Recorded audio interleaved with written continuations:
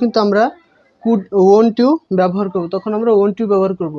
আবার যদি কোনো সেই সেন্টেন্সে যদি শ্রোতাকে কোনো কিছু করার অনুরোধ করা হয় বা করতে বলা হয়, তখন কিন্তু আমরা উইল, উড, ক্যান, কুড এগুলো আমরা ব্যবহার করতে পারবো। কিন্তু এখানে খেয়াল রাখতে হবে যদি সেই সেন্টেন্সটি তো বন্ধুরা, এখন আমরা 8 নম্বর নিয়ম নিয়ে আলোচনা করব।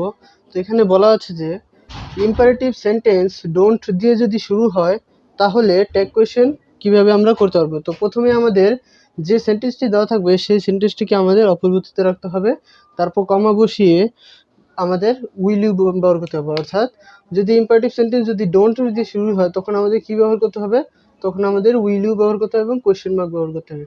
অর্থাৎ যদি আমাদেরকে কোনো একটি সেন্টেন্স দেওয়া হয়, যদি একটা ইম্পারেটিভ সেন্টেন্স ধরি যে ডোন্ট